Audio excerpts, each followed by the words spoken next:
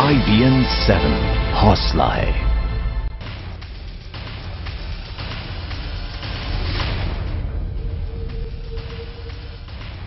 नमस्कार, स्वागत है आप सभी का IBN 7 में। मैं हूं आपके साथ किसी बहल। आप देख रहे हैं हमारा खास बुलेटिन सारा देश 100 खबरें। नमस्कार, आपके साथ मैं हूं तेजस्वी चंडोक नैयर। हम आपके लिए लेकर आए हैं एक ऐसा शो जिसमें होंगी देश भर की 100 बड़ी खबरें। तो कुछ ही मिनटों में जान लीजिए देश दुनिया का हाल। शुरुआत करते हैं सारा देश 100 खबरें। पेट्रोल और डीजल के दाम आज से घट सकते हैं। अंतर्राष्ट्रीय बाजार में कच्चे तेल के दाम में गिरावट आई है। तेल की कीमत $45 प्रति बैरल से नीचे पहुंच गई है। अंतर्राष्ट्रीय बाजार में कच्चे तेल के दाम में कमी की वजह से आज से पेट्रोल डीजल के दाम और घट सकते हैं। पिछले 6 साल में कच्चे तेल की ये सबसे कम कीमत है। जून में ये कीमत $111 प्रति बैरल थी, यानी तब से लेकर अब तक दाम में 60% तक की गिरावट आई है। अगस्त से लेकर अब तक पेट्रोल की कीमतों में करीब ₹12.5 की कमी आई है। आम आदमी पार्टी ने दिल्ली प्रदेश बीजेपी अध्यक्ष पर हमला बोला है। आम आदमी पार्टी ने आरोप लगाया है कि बीजेपी प्रदेश अध्यक्ष सतीश उपाध्याय के दिल्ली को बिजली सप्लाई करने वाली कंपनी BSES के साथ कारोबारी रिश्ते हैं। आम आदमी पार्टी के नेता अरविंद केजरीवाल ने प्रेस कॉन्फ्रेंस कर कहा कि उपाध्याय की कंपनी दिल्ली में BSES के बिजली मीटरों को बदलने और मरम्मत करने का काम करती है और इसके दस्तावेजी सबूत उसके पास है। सतीश उपाध्याय ने पलटवार करते हुए केजरीवाल के खिलाफ मानहानि का मुकदमा करने का ऐलान कर दिया। उपाध्याय ने एक प्रेस कॉन्फ्रेंस पर साफ कहा कि केजरीवाल झूठे हैं और वो जिस कारोबारी रिश्ते का दावा कर रहे हैं उसका कोई अस्तित्व नहीं है। उपाध्याय ने केजरीवाल को 24 घंटे में अपने आरोप साबित करने की चुनौती दी। 70 विधानसभा सीटों के लिए दिल्ली में नामांकन भरने की प्रक्रिया बुधवार से शुरू हो गई। सभी उम्मीदवार 21 जनवरी तक नामांकन भर सकेंगे, जबकि कोई भी उम्मीदवार 24 जनवरी तक नाम वापस ले सकता है। दिल्ली में चुनावों की अधिसूचना भी जारी हो गई। इसी समय आम आदमी पार्टी के सशक्त नेता के रूप में उभरी शाजिया इल्मी 7 फरवरी को होने वाली दिल्ली विधानसभा चुनाव में बीजेपी के लिए प्रचार करती नजर आएंगी। शाजिया आज बीजेपी में शामिल हो सकती हैं। शाजिया इल्मी ने आम आदमी पार्टी के अंदर लोकतंत्र न होने और केजरीवाल को केवल 2-4 लोगों से घिरे रहने का आरोप लगाने के बाद पिछले साल पार्टी के सभी पदों और सदस्यता से इस्तीफा दे दिया था। हाल ही में उन्होंने पीएम मोदी के स्वच्छता अभियान में हिस्सा लिया था, जिसके बाद उनके बीजेपी में शामिल होने की अटकलें तेज हो गई थी। शाजिया इल्मी ने ट्वीट किया है कि वे दिल्ली में कहीं से भी चुनाव लड़ना नहीं चाहती हैं। शाजिया ने 2013 में विधानसभा चुनाव में आरके पुरम सीट से चुनाव लड़ा था। वो बीजेपी के नेता अनिल शर्मा से 326 मतों से हार गई थी। उसके बाद उन्होंने 2014 के लोकसभा चुनाव में गाजियाबाद से चुनाव लड़ा। वहां भी उनको बीजेपी नेता वीके सिंह से हार का सामना करना पड़ा। दिल्ली चुनाव के लिए कांग्रेस ने अपने उम्मीदवारों की दूसरी लिस्ट जारी कर दी है, जिसमें 25 उम्मीदवारों के नाम हैं। दूसरी लिस्ट में सबसे बड़ा नाम पूर्व सांसद और कांग्रेस चुनाव प्रचार समिति के अध्यक्ष अजय माकन का है। अजय माकन सदर बाजार सीट से चुनाव लड़ेंगे। पूर्व सांसद महाबल मिश्रा द्वारका से, योगानंद शास्त्री मालवीय नगर से, चौधरी प्रेम सिंह को अंबेडकर नगर से टिकट मिला है। केजरीवाल के खिलाफ नई दिल्ली सीट पर उम्मीदवार का फैसला कांग्रेस अब तक नहीं कर पाई है। कांग्रेस दिल्ली की 70 सीटों के लिए 49 उम्मीदवारों के नाम का ऐलान कर चुकी है। दिल्ली में बीजेपी के संगम विहार इलाके से पार्षद नीरज गुप्ता ने एमसीडी के एक जूनियर इंजीनियर को सरेआम थप्पड़ मार दिया। थप्पड़ मारने वाले नीरज गुप्ता दिल्ली के वार्ड नंबर 188 से बीजेपी के पार्षद हैं। थप्पड़ का शिकार हुए जूनियर इंजीनियर एक अवैध निर्माण को रोकने के लिए आए थे। थप्पड़ मारने की यह घटना कैमरे में कैद हो गई। इस घटना पर बीजेपी का कहना है कि इस तरह की हरकत सही नहीं है और मामले की जांच के बाद आरोपी पार्षद के खिलाफ कार्रवाई की जाएगी। वहीं कांग्रेस ने कहा कि इस तरह की गुंडागर्दी का जवाब जनता देगी। यूपी के उन्नाव में गंगा में 100 के करीब लाशें मिलने के बाद केंद्र ने राज्य सरकार से रिपोर्ट मांगी है। जल संसाधन मंत्री उमा भारती ने पूरे मामले पर चिंता भी जताई है। उन्नाव में गंगा नदी से मंगलवार से ही शव और कंकाल मिलने का सिलसिला जारी है। इन लाशों के चलते गंगा में भयानक प्रदूषण का खतरा मंडरा रहा है। इन लाशों की तादाद 100 से ज्यादा बताई जा रही है। लाशें इतनी बुरी हालत में हैं कि उन्हें पहचानना बहुत मुश्किल है। सफाई कर्मचारियों तक ने लाशों को हाथ लगाने से मना कर दिया। केंद्र सरकार ने सुप्रीम कोर्ट में दावा किया है कि 2018 तक गंगा नदी की सफाई पूरी हो जाएगी। सॉलिसिटर जनरल ने भरोसा दिलाया कि सरकार की मुहिम के मुताबिक गंगा नदी अगले 3 साल में प्रदूषण रहित हो जाएगी। सरकार ने कोर्ट के सामने अब तक जो एक्शन प्लान रखा है उससे कोर्ट खुश नहीं है। सरकार के मुताबिक गंगा नदी के किनारे 118 शहरों का चयन कर लिया गया है जहां ट्रीटमेंट प्लांट लगेंगे। जम्मू कश्मीर में सरकार बनाने के लिए पीडीपी ने नेशनल कॉन्फ्रेंस के समर्थन की पेशकश ठुकरा दी है। पीडीपी का कहना है जनता ने परिवर्तन के लिए वोट दिया है, लिहाजा फैसले भी उसी लिहाज से लिए जाएंगे। मकर संक्रांति के मौके पर पटना क्लब में जेडीयू ने दही चूड़ा महाभोज का आयोजन किया था। इस कार्यक्रम में नीतीश कुमार नहीं पहुंचे, पर जनता परिवार के महाविलय के अधर में लटकने के कयास भी शुरू हो गए। मकर संक्रांति के मौके पर प्रधानमंत्री नरेंद्र मोदी एक कार्यक्रम में रामविलास पासवान के घर पहुंचे। पीएम के साथ इस कार्यक्रम में केंद्रीय मंत्री गडकरी, जावड़ेकर समेत कई नेता और अधिकारी भी शामिल हुए। कोर्ट ने 2009 के चुनाव में हंगामा करने और धारा 144 तोड़ने के केस में केंद्रीय मंत्री मुख्तार अब्बास नकवी को दोषी करार दिया है। अदालत ने नकवी को 1 साल की सजा सुनाई है, साथ ही 15,000 रुपए का जुर्माना भी लगाया है। नकवी के साथ ही 19 और लोगों को भी दोषी पाया गया। हालांकि कुछ ही देर में रामपुर सीजेएम कोर्ट से नकवी को जमानत भी मिल गई। नकवी का कहना है वो ऊपरी अदालत में फैसले को चुनौती देंगे। सीबीआई के पूर्व डायरेक्टर एपी सिंह ने यूपीएससी की सदस्यता से इस्तीफा दे दिया है। कुछ ही समय पहले मीट एक्सपोर्टर मोइन कुरैशी के साथ एपी सिंह के रिश्तों के बारे में खुलासा हुआ था। पिछले साल सुप्रीम कोर्ट में आयकर विभाग ने एपी सिंह और मोइन कुरैशी के संबंधों के बारे में खुलासा किया था। हालांकि सिंह ने अपने इस्तीफे की वजह मुंबई कोर्ट का अमित शाह को बरी करना बताया है। अभिनेता सलमान खान को काला हिरण शिकार मामले में सुप्रीम कोर्ट से झटका लगा है। सुप्रीम कोर्ट ने इस केस में सजा निलंबित रखने के राजस्थान हाईकोर्ट के फैसले पर रोक लगाने के आदेश को खारिज कर दिया। सुप्रीम कोर्ट ने इस मामले को पुनर्विचार के लिए राजस्थान हाईकोर्ट को लौटा दिया। निचली अदालत ने 2007 में इस मामले में सलमान खान को 5 साल कैद की सजा सुनाई थी, लेकिन राजस्थान हाईकोर्ट ने निचली अदालत की सजा के फैसले पर रोक लगा दी थी। देश के कई हिस्सों में आज भी मकर संक्रांति मनाई जा रही है। जानकारों के मुताबिक आने वाले कुछ सालों में मकर संक्रांति 15 जनवरी को ही पड़ने के आसार हैं और ये स्थिति अगले 100 सालों तक बनी रह सकती है। इस बार जब 14 जनवरी को सूर्योदय हुआ तो सूर्य धनु राशि में ही था। सूर्य ने सूर्यास्त के बाद शाम 7:27 पर मकर राशि में प्रवेश किया, इसलिए लोग आज मकर संक्रांति मना रहे हैं। सूर्यास्त के बाद गंगा स्नान के वक्त सूर्य उपासना नहीं की जा सकती, इसलिए बीती रात 1:20 से लेकर आज दोपहर 12:20 तक का वक्त स्नान के लिए शुभ है। मकर संक्रांति के दिन खिचड़ी दान करने की परंपरा है, लेकिन मान्यता है कि गुरुवार को खिचड़ी दान नहीं करते, इसलिए ज्यादातर लोगों ने कल ही खिचड़ी का दान किया। लखनऊ के मलिहाबाद में जहरीली शराब का कहर बरसने के बाद अब पूरे सूबे में पुलिस प्रशासन और आबकारी के ज्वाइंट ऑपरेशन में 7,000 से ज्यादा ठिकानों पर छापेमारी की। छापेमारी में करीब 52,000 लीटर कच्ची शराब बरामद की गई। वहीं पूरे प्रदेश से शराब के कारोबार में शामिल करीब 2,000 लोगों को गिरफ्तार किया गया।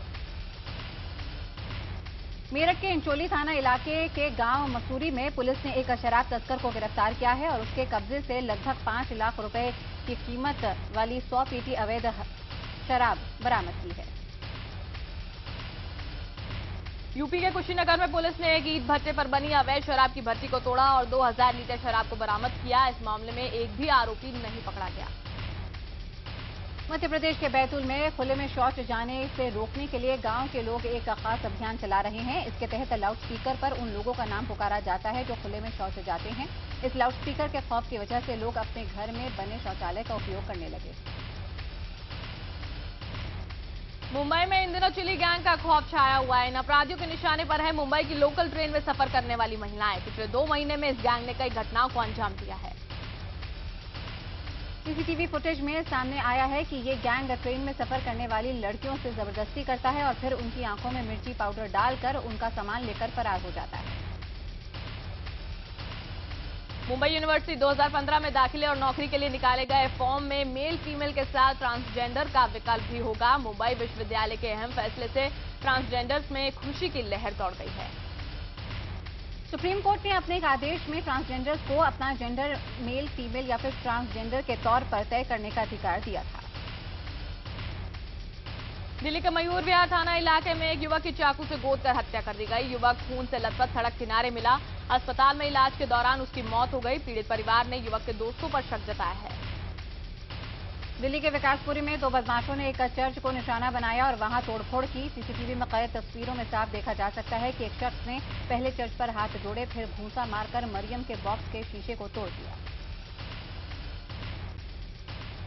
आरोपी शख्स कुछ देर बाद एक और साथी के साथ लौटा और फिर वैसी हरकत की। नाराज लोगों ने पुलिस में शिकायत की, लेकिन अब तक केस दर्ज नहीं किया गया है। पलामू में पुलिस ने 2 नक्सलियों को गिरफ्तार किया है। ये दोनों नक्सली भाई हैं और एरिया कमांडर के तौर पर काम कर रहे थे। इनके पास से एक देसी कट्टा भी बरामद हुआ। शिमला के सेंट्रल बैंक ऑफ इंडिया के सीसीटीवी फुटेज से एक चोर की तस्वीरें मिली हैं। ये चोर लगातार 2 रातों को बैंक में घुसा, लेकिन वो कुछ चोरी नहीं कर पाया। पुलिस ने उसकी तलाश शुरू कर दी है। राजस्थान के बारा में एक शख्स ने मामूली कहासुनी के बाद पड़ोस में रहने वाली मां बेटी पर तलवार से हमला कर दिया। घायलों को अस्पताल में भर्ती कराया गया। आरोपी फरार है। कानपुर के बरा इलाके में एक सिरफिरे आशिक ने एक घर में घुसकर लड़की और उसके पिता पर धारदार हथियार और बम से हमला कर दिया। वारदात के बाद से आरोपी फरार है। धनबाद में मनमन कोयला खदानों के पास अवैध उत्खनन स्थलों की भराई के दौरान गांव के करीब 300 लोगों ने सरकारी अधिकारियों पर हमला कर दिया। हमलावरों ने कई सरकारी गाड़ियों को भी नुकसान पहुंचाया। दरभंगा के नरगौना में चोर चंदन के 5 पेड़ काट कर ले गए। बाजार में इनकी कीमत करीब 10 लाख रुपए बताई जा रही है। चंदन के ये पेड़ ललित नारायण मिथिला विश्वविद्यालय की संपत्ति थी। जम्मू कश्मीर के सोपोर में सुरक्षा बलों और आतंकियों की मुठभेड़ में लश्कर का एक आतंकी मारा गया। उसके पास से भारी मात्रा में हथियार और विस्फोटक बरामद हुए हैं। बोकारो के करीब जागेश्वर स्टेशन के पास पुलिस ने 5 किलोग्राम का केन बरामद किया है। पुलिस के मुताबिक नक्सलियों ने रेलवे ट्रैक को उड़ाने के मकसद से यहां बम लगाया था। राजस्थान के जोधपुर में स्वाइन फ्लू के मामले बढ़ते जा रहे हैं। कुछ ही दिन पहले एक महिला की इलाज के दौरान स्वाइन फ्लू से मौत हो गई थी। वहीं महिला की बेटी भी स्वाइन फ्लू पॉजिटिव है। राजस्थान के कोटा में स्वाइन फ्लू के 2 नए मामले सामने आए हैं। एमबीएस अस्पताल का एक कर्मचारी स्वाइन फ्लू पॉजिटिव पाया गया है, तो वहीं अस्पताल में एक मरीज भी बीमारी की चपेट में है। मध्य प्रदेश के इंदौर में स्वाइन फ्लू से एक दिन में 2 मरीजों की मौत का मामला सामने आया है। इंदौर के अस्पताल में 40 साल की एक महिला और 35 साल के एक युवक की मौत हो गई है। रामगढ़ में अखिल भारतीय माइंस रेस्क्यू प्रतियोगिता का आयोजन किया गया। इसमें 9 कोयला कंपनी और 5 मेटल कंपनियों के करीब 300 कर्मचारियों ने हिस्सा लिया।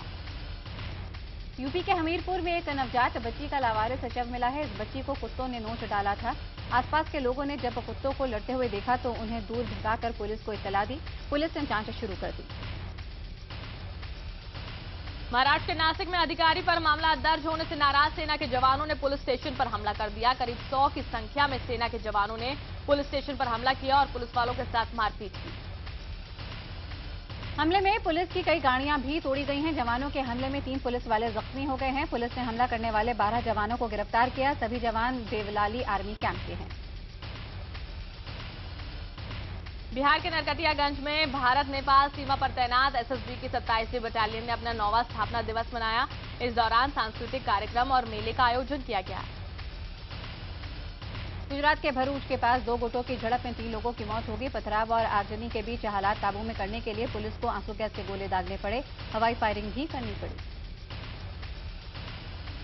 इस झड़प में 11 लोग जख्मी हुए हैं। एसपी और डिप्टी एसपी समेत कई पुलिस वालों को चोटें आई हैं। हिंसा के आरोप में पुलिस ने 6 लोगों को गिरफ्तार किया है। आरोप है कि सोशल मीडिया पर एक व्यक्ति ने दूसरे गुट के खिलाफ आपत्तिजनक बातें लिखी हैं। तनाव बढ़ता देख पुलिस ने मामला दर्ज किया है और सोशल मीडिया पर लिखने वाले के खिलाफ केस दर्ज कर जेल भेज दिया है। अजमेर के जादूगर इलाके में एक घर में गैस सिलेंडर धमाका हो गया। इस घटना में एक शख्स आग की चपेट में आ गया और घर को काफी नुकसान हुआ है। वीएचपी की दुर्गा वाहिनी विंग ने ऐलान किया है कि वह हिमाचल की महिलाओं को राइफल चलाने की ट्रेनिंग देगी। विंग के मुताबिक वो हर साल महिलाओं को राइफल की ट्रेनिंग देती है। वीएचपी के मुताबिक उनका मकसद महिलाओं का आत्मविश्वास बढ़ाना है। जम्मू कश्मीर के पुंछ में आरटीओ ऑफिस ने रोड सेफ्टी रैली का आयोजन किया। इसमें करीब 2000 स्कूली बच्चों ने हिस्सा लिया। इसके जरिए लोगों को सड़क सुरक्षा के प्रति जागरूक किया गया।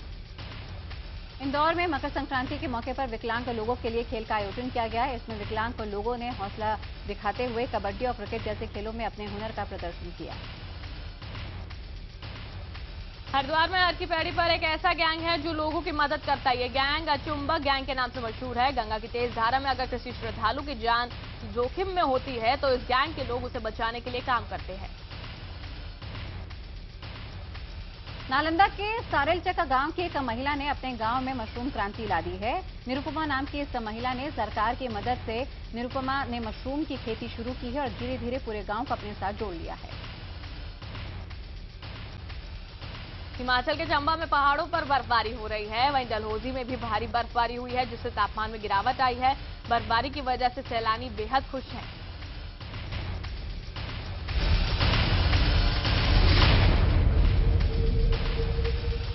नमस्कार, आप हैं किटी और तेजस्वी के साथ। हम आपको दिखा रहे हैं सारा देश 100 खबरों के सिलसिले को आगे बढ़ाएं। एक कंपनी के सर्वे के अनुसार विश्व कप कबड्डी लीग को लगभग 10 करोड़ लोगों ने देखा। सोनी 6 चैनल ने कबड्डी लीग का सीधा प्रसारण किया था, जिसे यूट्यूब पर भी 15 लाख लोगों ने देखा। टेलीविजन दर्शकों की संख्या का आंकलन करने वाली कंपनी टैन इंडिया के मुताबिक ये आंकड़ा कबड्डी लीग को भारत की टॉप 5 खेल संपत्तियों में स्थान दिलाता है। पूर्व भारतीय कप्तान कपिल देव ने महेंद्र सिंह धोनी के टेस्ट क्रिकेट से संन्यास लेने के फैसले की तारीफ की। उन्होंने कहा, इस साहसिक फैसले से धोनी ने कुर्सी से चिपके रहने वाले प्रशासकों समेत हर एक को कड़ा संदेश दिया है। कपिल ने द टेलीग्राफ के टाइगर पटौदी मेमोरियल लेक्चर के दौरान कहा है कि धोनी आराम से 100 टेस्ट मैच खेल सकते थे, लेकिन उन्होंने ये कहकर कि अब अगली पीढ़ी को अपना काम करने दो, जो किया वह हम नहीं कर पाए, इसलिए मैं धोनी का कायल हूं। ऑस्ट्रेलिया के पूर्व विकेट कीपर बल्लेबाज एडम गिलक्रिस्ट ने दक्षिण अफ्रीका के कप्तान डिविलियर्स को विश्व का सबसे बहुमूल्य क्रिकेट खिलाड़ी बताया है। गिलक्रिस्ट ने बुधवार को आईसीसी के साथ एक टेलीविजन इंटरव्यू में ये बात कही। सानिया मिर्जा और रोहन बोपन्ना ने अपने जोड़ीदारों के साथ एशिया इंटरनेशनल टेनिस टूर्नामेंट के सेमीफाइनल में जगह बनाई है। दोनों ने अपने जोड़ीदारों के साथ युगल क्वार्टर फाइनल में विरोधी टीम को हराकर ये जगह बनाई।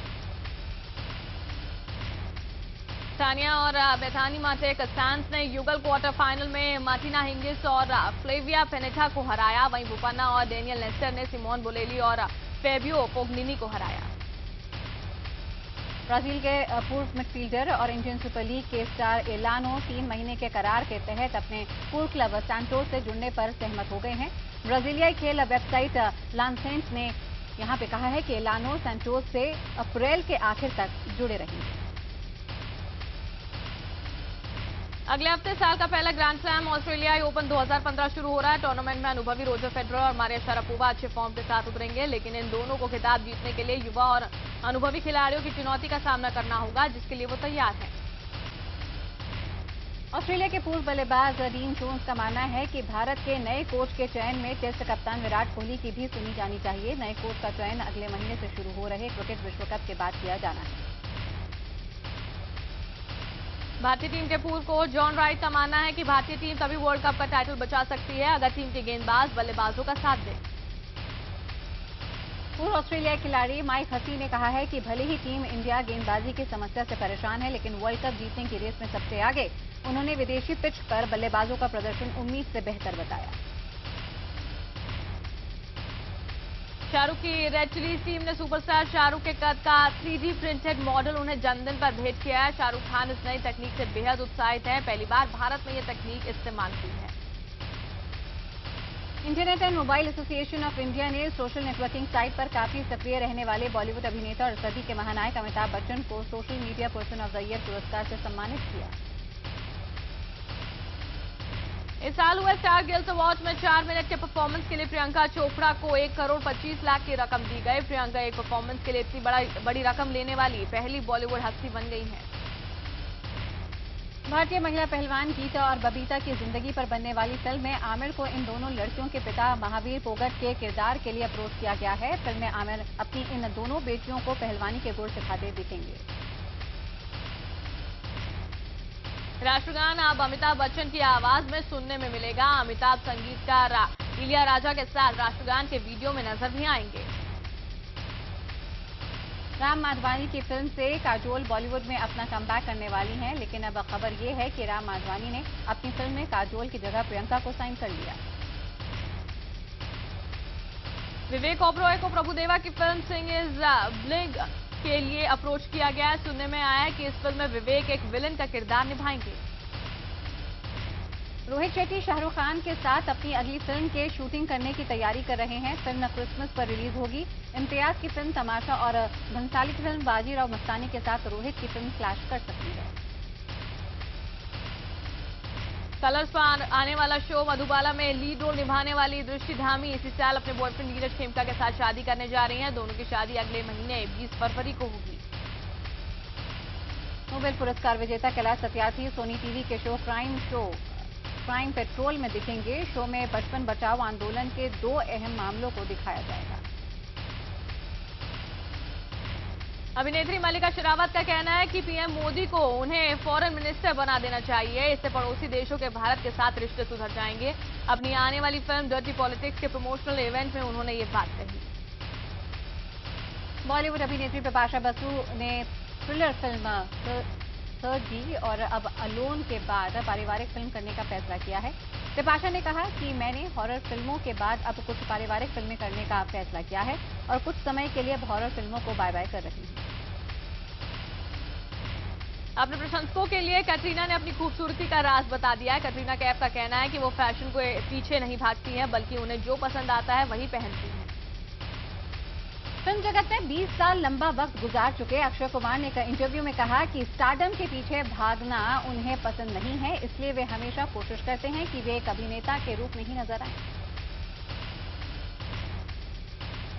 कॉमेडियन कपिल शर्मा को प्रियंका पर इतना गुस्सा आया कि वो शो में माइक और ईयरफोन फटक कर चले गए। दरअसल एक अवार्ड फंक्शन को कपिल और प्रियंका होस्ट करने पहुंचे थे, जब प्रियंका ने तैयार होने में 3 घंटे लगा दिए, जिसके बाद कपिल को गुस्सा आ गया।